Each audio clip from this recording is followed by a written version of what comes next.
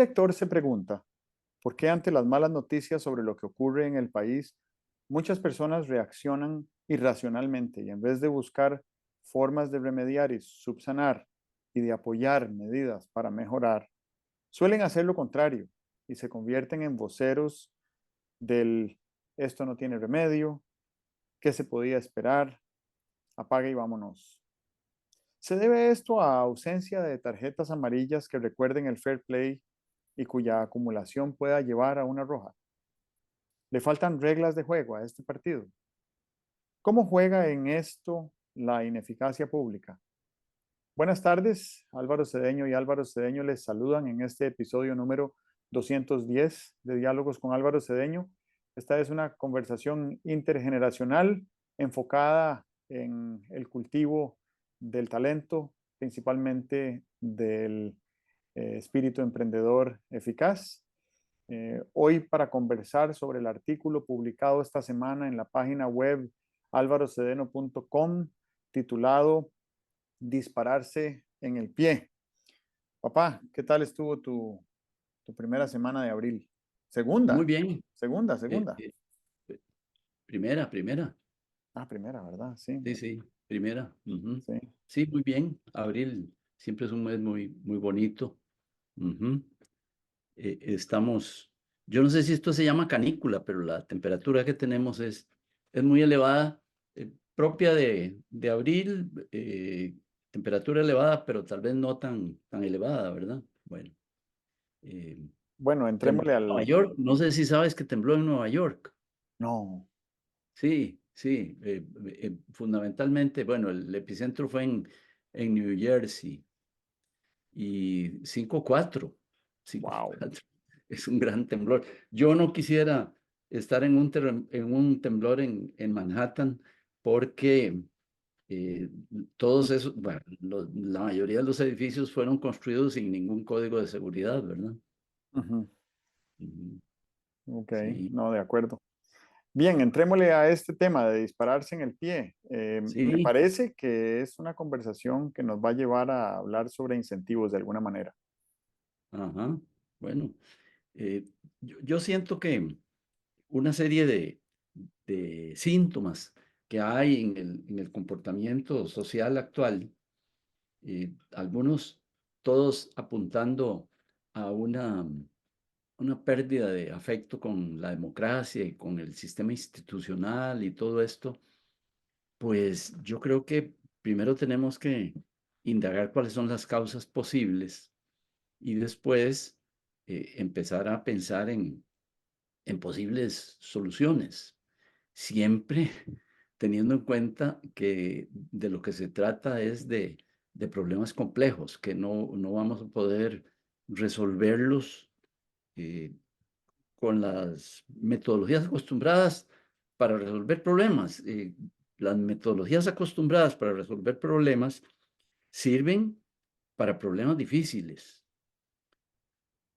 pero yo creo que esas metodologías se quedan cortas cuando hablamos de problemas complejos, lo cual no quiere decir que complejo sea dificilísimo, no es eso, sino más bien que complejo es muchas variables en juego, eh, muchos efectos de retroalimentación en distintas direcciones.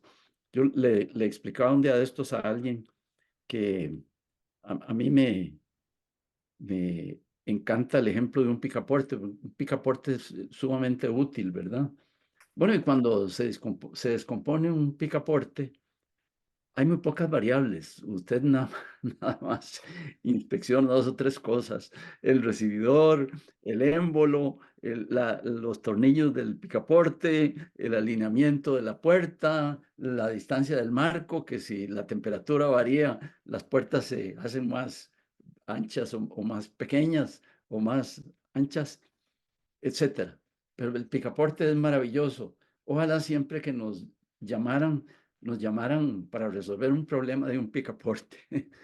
Pero una sociedad que se va complicando tiene unos problemas que pertenecen al ámbito de los problemas complejos, ¿verdad? El problema de seguridad en Costa Rica es complejo. el problema de seguridad social, el problema de educación, el problema de, eh, qué sé yo, cuestionamiento institucional, también es un problema complejo. Y hay que resolverlos. Es una de las nostalgias que seguramente comparten las personas de mi edad, es que los problemas, por más serios que fueran hace muchos años, no eran tan complejos. Eh, no sé, yo creo que el problema de la legislación social, por lo que llevó a- al gobierno del doctor Calderón Guardia a legislar, a promover esa legislación, era un problema complejo, pero tal vez era más difícil que complejo, ¿verdad? Era más difícil que complejo.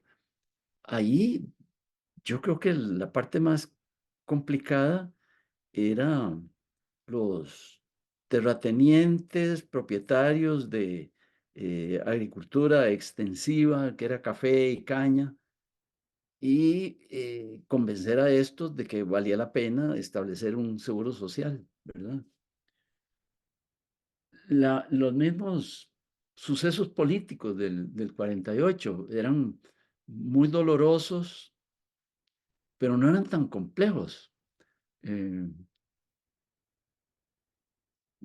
rápidamente, rápidamente el país se pudo dividir en dos facciones. Una facción que quería las cosas como estaban y otra que quería cambiarlas. Y eso no es como muy complejo, ¿verdad? Eh, yo un día de esto me estaba acordando de que en ese tiempo, mira, año 47, se acuñó el término terrorista, porque unos muchachos fueron con una bomba que creo que les estalló antes para ponerla en el periódico La Tribuna, que era el periódico oficialista del gobierno. Y entonces salió en los periódicos. Yo estaba aprendiendo a leer y me llamaba la atención los titulares de el terrorista fulano de tal, lo agarraron y lo están procesando, no sé qué, ¿verdad? Eh, pasaban cosas dolorosas, pero no era un problema de los que ahora llamamos problemas complejos. Cuando es el problema de la educación pública nacional o es el problema de la seguridad ciudadana y tal, sí que ves una serie de variables y una serie de retroalimentaciones, ¿verdad? Un día de estos me contaba un amigo que tenía un pariente que tenía una finquita por ahí, en el norte de Costa Rica. Y un día llegaron a comprársela y le dijeron, venimos a comprarle esta finca". Y él dijo, pero yo no he puesto aviso de que la estoy vendiendo, no la estoy vendiendo y tal y cual. Entonces, aquellos como que tenían mucha prisa, eran varios y en un automóvil 4x4 muy grandote y tal y cual, le dijeron, vea, vamos a hacer esto. Nosotros le ofrecemos 12 millones. Los 12 millones, no sé cuánto era, no me acuerdo, era más bien, quién sabe si sería 1.200.000 dólares, no sé. La cosa es que aquí en este paquete está el dinero. Usted déjeselo. Cuando decida vendernos, nos llama y nosotros venimos y hacemos la escritura y tal y cual. Y aquel dice que con la sagacidad de nuestra gente rural, sospechó que aquello no podía ser una cosa ni simple ni buena. Y dijo, no, mire, no, yo la verdad no he puesto aviso, no quiero vender la finquita, ¿verdad? Bueno, esa complejidad de variables y de intenciones y de métodos no existía hace años, hoy existe. Tenemos que desear zafarnos de esta circunstancia. No, hombre, no. Para eso estamos aquí, para meternos con esos problemas que son así de complejos, ¿verdad? Ujú. Me surgen muchos temas de lo que dices. No quiero explayarme desarrollándolos, pero los quiero enumerar porque tal vez nos sirven eh, como fundamento para la conversación. Entonces, lo primero es el tema de toma de decisiones bajo incertidumbre, que es una herramienta de la informática donde se utilizan software y tecnologías digitales para darle constreñimientos a un problema y que el software nos ayude a identificar la ruta crítica para resolver. Entonces ahí la clave no está en las soluciones, la clave está en la precisión del diagnóstico y los Ujú. elementos del problema.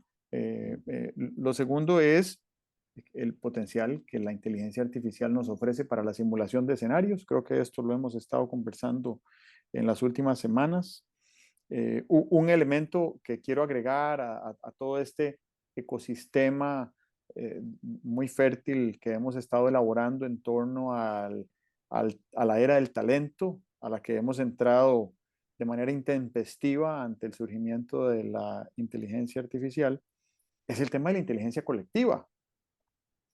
Yuval Harari argumenta en su libro Sapiens que el gran factor distintivo de nuestra especie respecto a todas las demás especies es su capacidad de cooperar.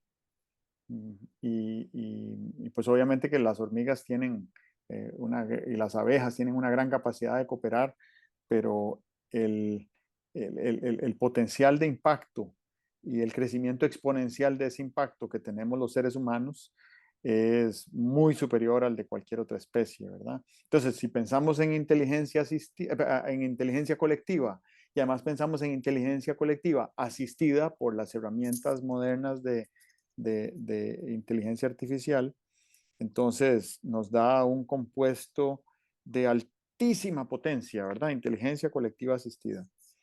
Mm, bueno, en general estamos hablando de talento y yo creo que lo que nosotros buscamos a través de este diálogo y por los últimos 18 años que hemos sido intencionales teniendo este diálogo entre tú y yo, no el diálogo grabado que publicamos, sino el diálogo sobre este tema, nos referimos a la eficacia del espíritu emprendedor, ¿verdad? De cómo hacer más eficaz la transformación de esa chispa del ser humano en su capacidad creadora con los objetivos que se fija y las metas que decide aspirar a alcanzar.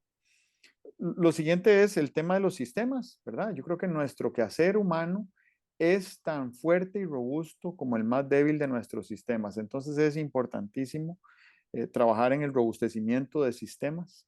Y al hablar de sistemas, también me lleva a hablar de hábitos. Yo sé que en materia individual es como más fácil se entiende el concepto de un hábito y creo que podríamos hablar sobre desarrollo de hábitos. Y hoy ha sido un día interesante porque he tenido varias conversaciones donde la creación de hábitos ha venido a colación.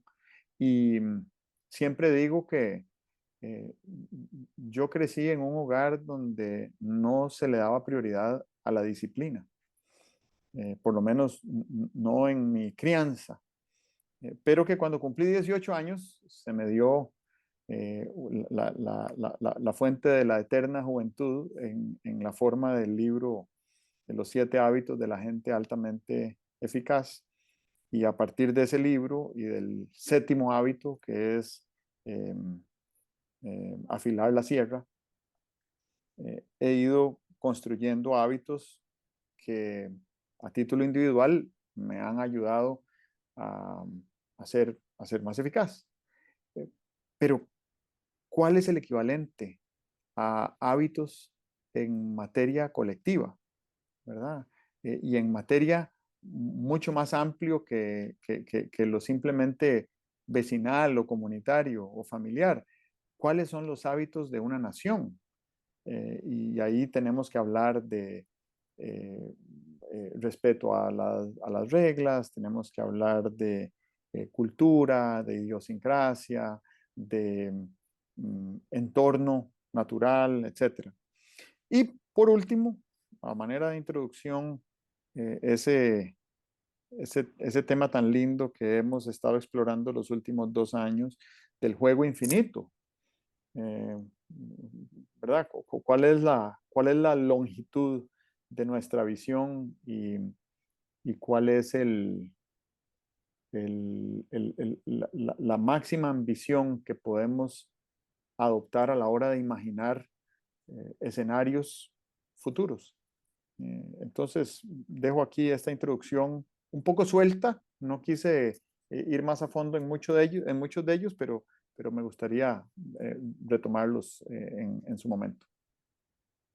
Es realmente una etapa interesante de esta conversación, eso de lo que estás hablando, porque eh, realmente los cambios que estamos sufriendo en recursos, en posibilidades, en visión del país, etcétera, son muy profundos. Casi diría yo que estamos ante una situación de un país nuevo, ¿verdad?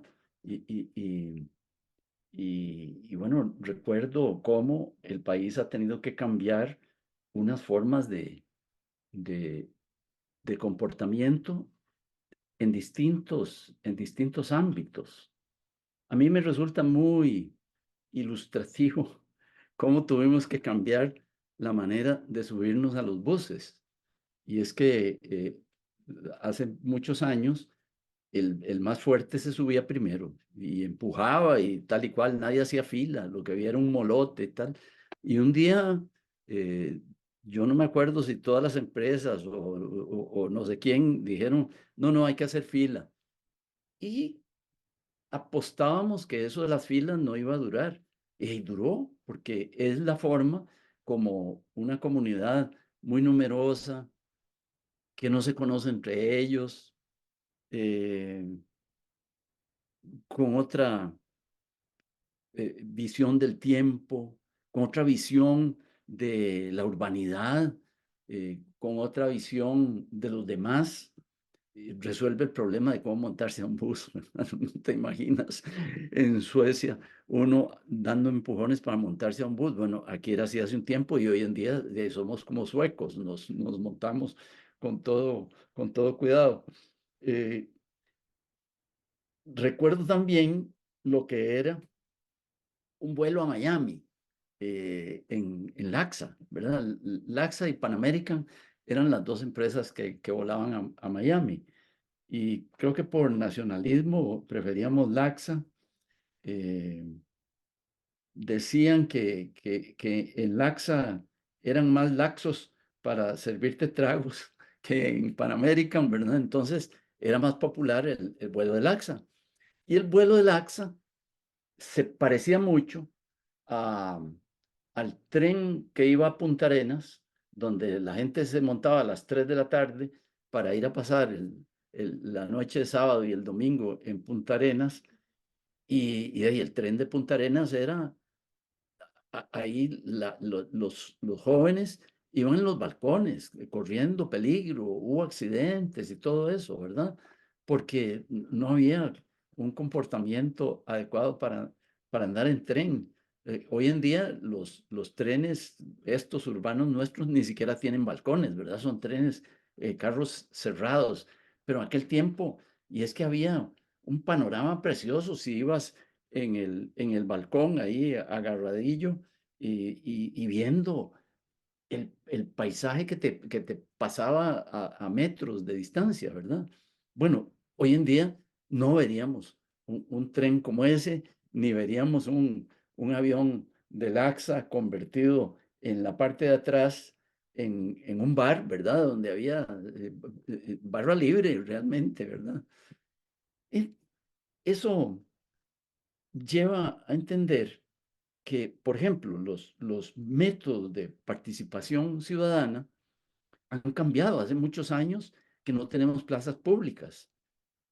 Hace muchos años que el gran medio de comunicación no es la radio o la televisión. Durante mucho tiempo fue la radio y cuando iba a hablar el candidato, especialmente el candidato de oposición, las calles se quedaban vacías y todos nos íbamos para la casa a oír al candidato de oposición. Siempre hay que ir con la oposición.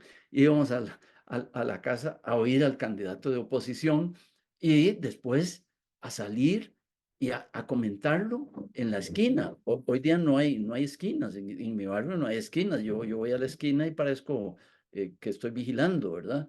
En los barrios de entonces había esquinas donde la gente se reunía a hablar del discurso. O al día siguiente, en la panadería, que había que ir todos los días a la panadería, en la carnicería, en la verdulería, en la pulpería, en todos esos lugares se seguía cocinando la opinión pública que había quedado agitada a raíz de un discurso. Hoy no hay eso, ¿verdad? Y no digo, qué lástima que no hay eso. No hay eso porque hay otras formas de hacerlo. Hay medios comunitarios de hacerlo. Inmediatamente que terminó el discurso, escribes algo en Facebook y ahí se viene una gran cantidad de comunicaciones. Si tuvieras en este tiempo que planear alguna actividad comunitaria alrededor de algo. ¿Ah? Sí, sí. Yo supongo que los bloqueos, las protestas por la falta de agua en estos meses no se convocan con un carrito que sale por la calle con un magnavoz a decir, venga a la reunión tal y cual. No es, posiblemente se convoquen por redes sociales. Pero nos quedamos cortos, ¿verdad? Sé que algunas entidades y tal usan eh, resolución de problema vía wiki, ¿verdad? He visto planteado un problema y convocado. Dice, todos los que tengan experiencia con este problema, contribuyan con nosotros y desde luego que las ideas que nos resulten valiosas las vamos a remunerar. Bueno, me parece a mí una forma interesantísima. Imagínate la Caja de Seguro Social con el problema que tiene con los especialistas.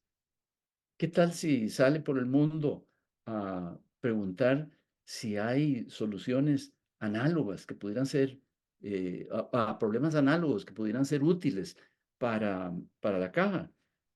Si uno se queda simplemente haciendo el esfuerzo casi muscular de ver qué se me ocurre aquí, está desaprovechando lo que tú llamas talentos novedosos. Y está dejando de aprovechar algo que recordabas muy bien, de que Harari señala eso de la cooperación humana como una de las características que nos han convertido en una civilización o en una especie tan exitosa, ¿verdad? Entonces, bueno, yo creo que una conclusión, aunque no estamos concluyendo, pero una conclusión muy valiosa es que hay que ajustar los métodos a la disponibilidad de recursos que tenemos en este momento y si bien todo, toda solución implica de alguna manera un cambio, aquí estamos hablando de dos generaciones de cambio. Primero, tenemos que llegar a una solución que sea innovadora. Y segundo, tenemos que llegar a esa solución innovadora por medio de métodos innovadores.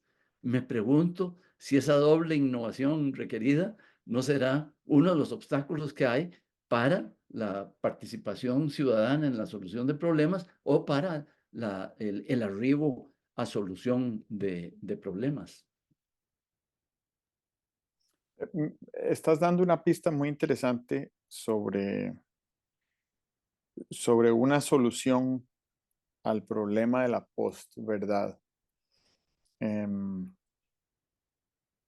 hace unos años, no sé, me parece que unos 9 años, de repente empezamos a ver a líderes públicos que deberían de ser impecables con la palabra, eh, mintiendo, ¿verdad?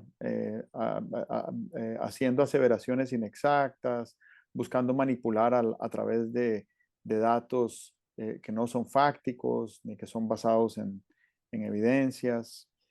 Y cuando eso empezó, uno decía, ¿y cómo vamos a salir de esta?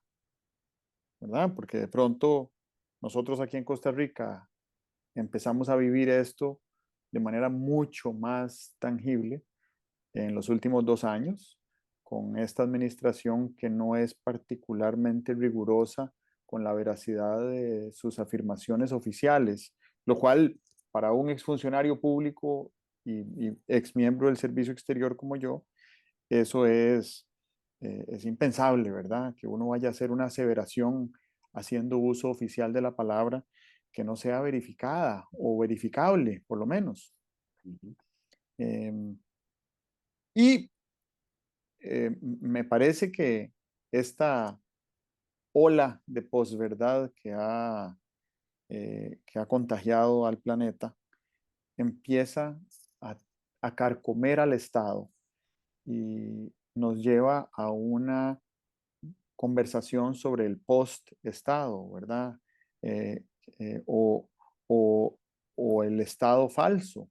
¿Qué es el Estado falso? Donde lo que se dice no es tan importante si es veraz o verificable como si es creíble por una masa crítica de personas. Ah, Entonces, yo puedo ser un mentiroso exquisito y eso despierta credibilidad en un grupo de seguidores. Entonces ya no importa la verdad, ni importa tampoco el Estado, lo que importa es la creencia. Pero es que la pista que tú estás sembrando en esta conversación me lleva a pensar en la post-presidencia, ¿verdad? Un país con una cultura política y democrática tan antigua como la nuestra, donde por 8 generaciones hemos vivido en un régimen democrático relativamente estable y relativamente robusto. Eh, la cantidad de aseveraciones falsas del presidente de la República podría fácilmente hacer pensar a la gente que ya las palabras y las promesas no son suficientes para creer. Ahora para creer necesito ver. Eh, y conocemos muy bien la expresión ver para creer. Y me parece, lo ofrezco como una hipótesis, que esta circunstancia que estamos viviendo en este momento de posverdad, post-estado, post-presidencia, podría llevarnos a un escepticismo colectivo crónico que le dé prioridad a la gestión eficaz en la función pública, porque la gestión eficaz en la función pública va a llevar a los escépticos a creer en lo que ven transformado en obra y no a lo que escucharon como promesa.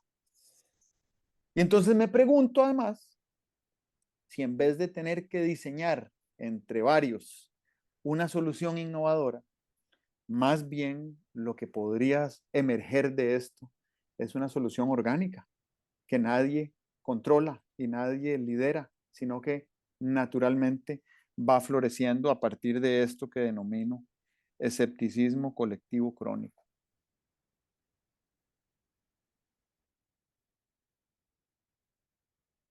muy eh, eh, llamativo porque fíjate que en el centro de todo esto está la función de la verdad. Eh, Todos aprendimos de niños que no había que mentir, ¿verdad? Todos aprendimos que no había que mentir. Era un mandamiento, ¿verdad? Está desde los libros santos del pueblo judío, ¿verdad? No mentir. En algún momento eh, estuve relacionado con elementos de, de lógica simbólica, de pruebas de falsedad, de proposiciones y tal y cual, y me llamaba muchísimo la atención cómo se puede, mediante pasos ahí muy concretos, llegar a determinar si una proposición es falsa o no es falsa y tal.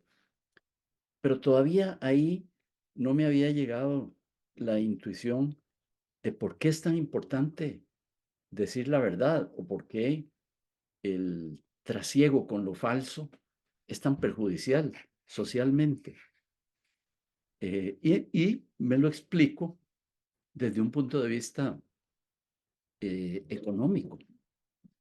Si tienes que dudar de todo, si transitas por una situación de escepticismo colectivo, como dices tú, pues hay que someterlo todo a una prueba de verdad. Y eso es muy costoso para cada persona, muy costoso para hacerla comunitariamente. No sabemos qué pasaría con toda la energía que tenemos que dedicar a ver si lo que nos están diciendo o presentando es la verdad o no la verdad. Eh, hay un evento de estos días bien interesante sobre el tema de la ciudad-gobierno. La señora Contralora ha dicho, creo que se lo ha preguntado de manera retórica, pero tenemos que tomarlo también a su valor facial. Sí que es raro, dice, porque cuando oigo a la ministra de Planificación hablar del programa de ciudad-gobierno, a mí me parece que debe existir otro documento distinto al que nos entregaron a nosotros en la Contraloría, porque lo que ella está afirmando y deduciendo no se puede afirmar ni deducir del documento que yo tengo. A mí esa cosa me parece, en la temática esta que estamos tratando, extremadamente importante. Porque si la Contraloría, con los medios que tiene para verificar lo que se le está diciendo, tiene que entrar en esos costos, en esas dudas y tal, imaginemos al ciudadano común. El ciudadano común me parece que también resolverá el asunto de manera lo más económica posible. Él dirá, yo no voy a incurrir en este gasto, voy a asumir, no voy a incurrir en este costo, voy a asumir que todo lo que se me dice por parte de las autoridades es falso. Y entonces llegamos a esa eh, pérdida de confianza permanente. Y desde luego que la confianza entre los gobernados y los gobernantes es un cemento necesario para una institucionalidad robusta, ¿verdad? Hay ese riesgo y hay no solamente el riesgo de hacer que se pierda la credibilidad de un grupo, sino que se pierde la credibilidad en la institución. Ya no es, yo no creo en este presidente, no le creo nada, sino yo no le creo nada de lo que diga la presidencia de la República, sea esta o sea otra dentro de no sé cuántos años. Y ahí estamos causando un daño bien severo. Esto sin pensar en que yo a veces pienso que algunas cosas que uno ve como posibles desde una perspectiva muy perversa, pudieran estar ocurriendo. Yo creo que me resulta más cómodo hablar de Trump que hablar de Costa Rica. Yo creo que Trump hizo eso, ¿verdad? Buscar una forma de decir cosas que, como tú dices, conectaran no con la capacidad de discernir entre falso o verdadero de la gente, sino con las creencias de la gente, con la posición prejuiciosa que la gente tiene.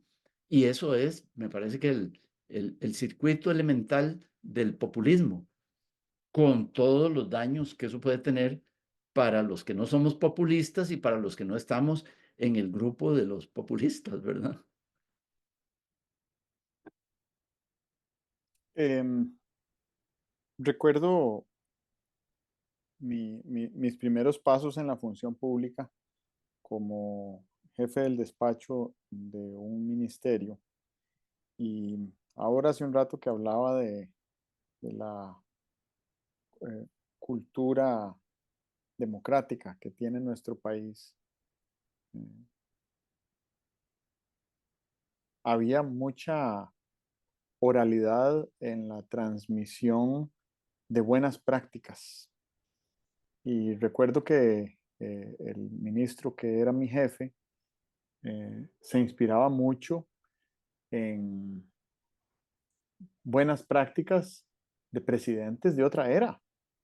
Entonces él me decía, por ejemplo, que don Ricardo Jiménez Oriamuno tenía por sana práctica, ¿hace cuándo fue presidente don Ricardo la última vez? 100 años.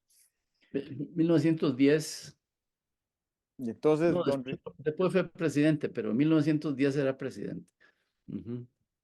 don Ricardo tenía por sana práctica hace 100 años, en el ejercicio de la presidencia de la República, nunca reunirse a solas con nadie.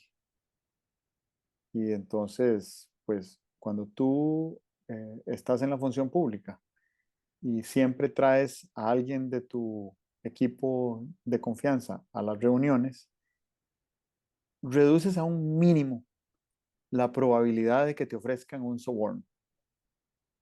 Entonces, sí, es una sana práctica, una buena práctica de transparencia en la función pública, nunca reunirse a solas con nadie cuando uno es funcionario público.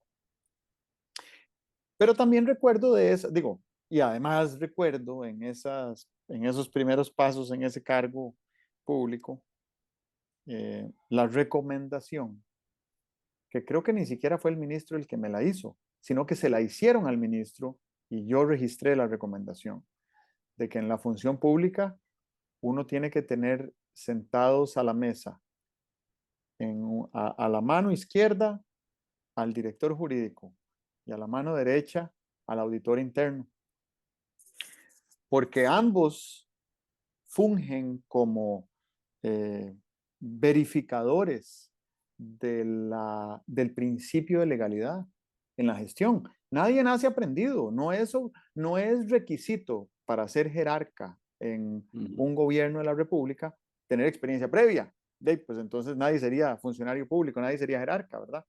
Pero eh, sí es totalmente pertinente apoyarse en aquellas personas que robustecen y enriquecen el Estado de Derecho en el ejercicio de la función pública. Y eso es lo que hace un director jurídico y un auditor interno, ¿verdad? Desde el punto de vista del rigor técnico. Eh, es cuando uno piensa en los niveles de burocracia que hay para para el monitoreo, reporte y transparencia de la función pública, uno dice, hey, pues, ¿qué es esta cantidad de recursos que se invierten en que haya transparencia?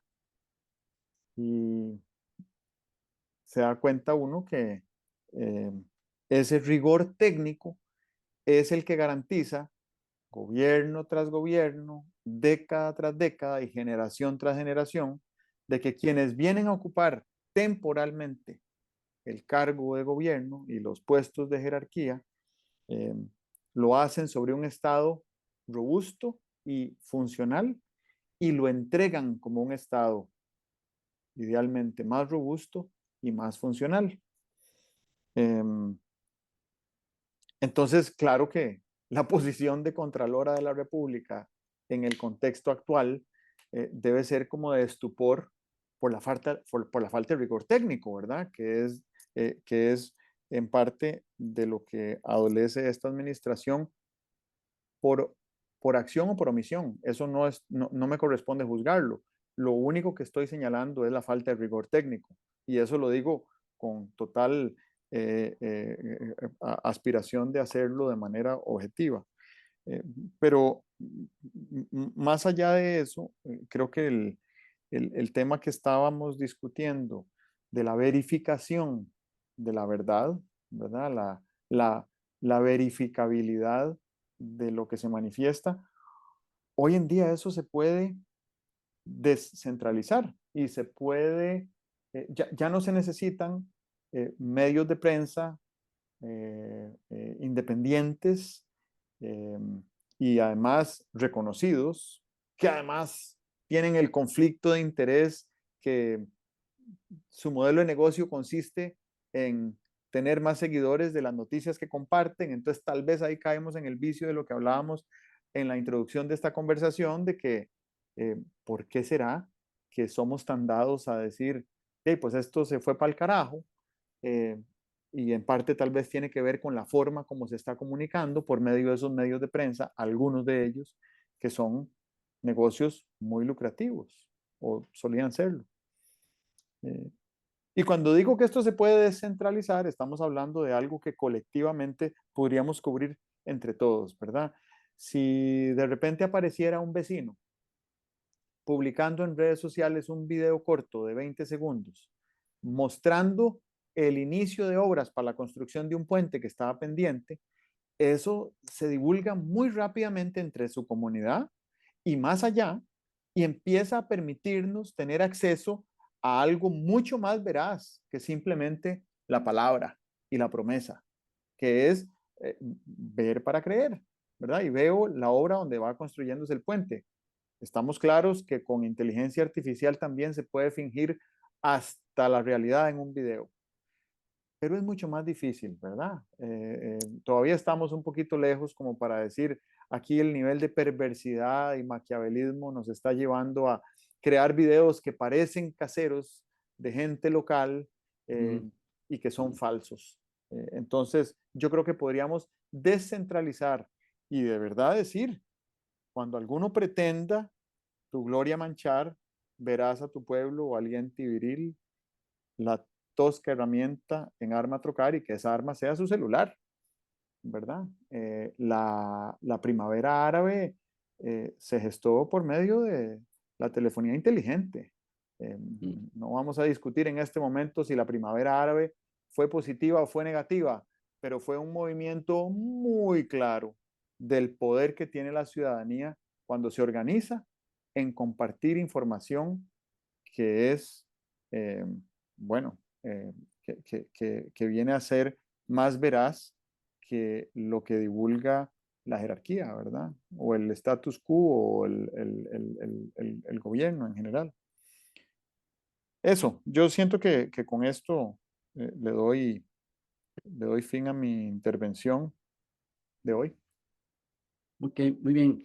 Y metes en el escenario unos actores importantes, porque estábamos hablando de quienes tienen cargos en el Poder Ejecutivo, por ejemplo, pero ahora estamos hablando de el ciudadano común que está ahí como espectador o como eh, participante de el sistema de gobierno que hemos elegido, ¿verdad? Veo que la pregunta de qué es lo que el ciudadano debería hacer y el artículo que se llama dispararse en el pie habla de cómo algunos sentimientos del ciudadano pueden constituir disparos en el pie, ¿verdad? Cuando el ciudadano se decepciona, hay una palabra en español que no la conocía y ahora la conozco, que es se desobliga, dice, no, a mí no, ni me hablen de esta cosa, ¿verdad? Esa decepción y ese desobligo me parece que drenan la savia del sistema democrático. Lo mismo que un comportamiento paradójico que hay en algunos lugares y en algunas personas. La situación la veo tan irremediable y la veo tan indeseable que me considero impotente para hacer nada y entonces más bien tengo el comportamiento paradójico de, en vez de intervenir para mejorar, me retiro a mis cositas, ¿verdad? Y me desligo de la salud del país. El otro, el otro tema que me parece que desde el punto de vista del ciudadano es muy riesgoso es no tener conciencia del daño que la actitud activa o pasiva, que la omisión o la acción del ciudadano le causan al sistema institucional. Ahí creo que necesitamos hacer cosas. Yo pienso que hay que hacer una de cuatro cosas, luego las cuatro cosas y otras seguramente. Primero es reflexionar sobre esa actitud como de autodestrucción. Es lo más parecido que he visto es la rabieta de un niño. El niño que hace una rabieta, se hace daño a sí mismo, no está obteniendo satisfacción con la rabieta, me parece que se está autoagrediendo y tal, pero es un impulso así como muy primitivo nuestro, ya que estamos en una situación así de mala, pues yo prefiero que la situación se haga más mala de la cuenta. Eh, no quiero sufrir más, entonces me desligo de los deberes cívicos, etcétera, ¿verdad? Bueno, una reflexión sobre la actitud, una mayor conciencia del daño que causa un tipo de actitud u otra.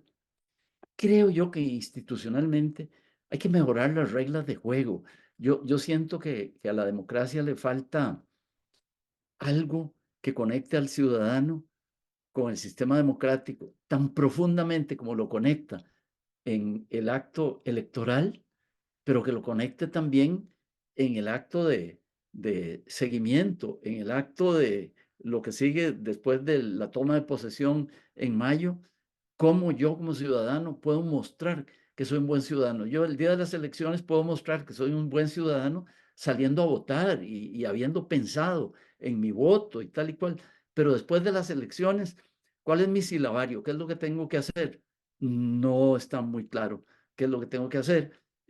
Sí, claro, la vigilancia y tal, pero bueno, ahí lo que hay que hacer es incorporar algunos de los métodos nuevos, las formas nuevas de hacer vigilancia, que tú has mencionado algunas, para ejercerla debidamente, ¿verdad? Hay que mejorar las reglas de juego. Creo yo que la impunidad de las personas que ejercen un cargo en la asamblea o en el poder ejecutivo es dañina, ¿verdad? Si uno no puede eh, infligirle daños a la institucionalidad o poner la institucionalidad en riesgo u ofender la, ¿cómo le llamaríamos? La urbanidad cívica a la que estamos acostumbrados y que no pase nada. Debería haber unas reglas de juego que impidieran que esa cosa ocurriera. Yo creo que el invento de la tarjeta amarilla en el fútbol es sensacional. En muchas empresas es recomendado que en reuniones difíciles se institucionalice la tarjeta amarilla. Y en el país deberíamos institucionalizar la tarjeta amarilla y que alguien te consultara y dijera, ¿usted cuántas tarjetas saca tarjeta amarilla o no a este acto gubernamental? Y uno no tendría que hacer un discurso, sino simplemente pone ahí en la computadora o en tu teléfono amarilla, ¿verdad? Seguramente mucha gente diría doble amarilla de una vez. Ok. Y finalmente, hay una cosa que necesitamos meter en la estructura de acción y pensamiento de los costarricenses. Es el realismo. Y para descomponer el realismo en muchos elementos y mencionar uno que me parece muy importante, es que sepamos que la perfección no se da en un acto complejo. No existe, no existe la ley perfecta, no existe el tratado comercial perfecto y tal.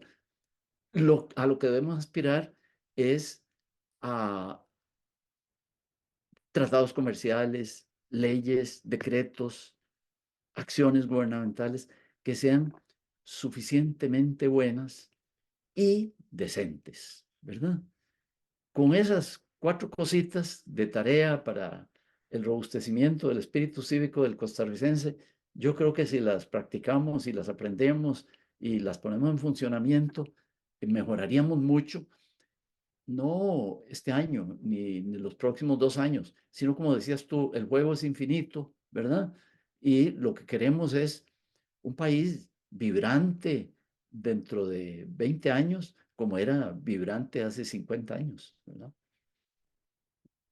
Eso me recuerda a algo que anoté y se me olvidó decir, y es que hablaste de un país nuevo y el primer día del futuro del país es hoy. Em, y lo otro que quería para cerrar era extenderte mi inmensa gratitud por todos los estímulos que me has ofrecido para ampliar mi imaginación y mi capacidad discursiva hoy y desde que tengo uso de razón. Usted es muy bienvenido. Bueno, que estés muy bien. Bueno, ok. Chao. Dios.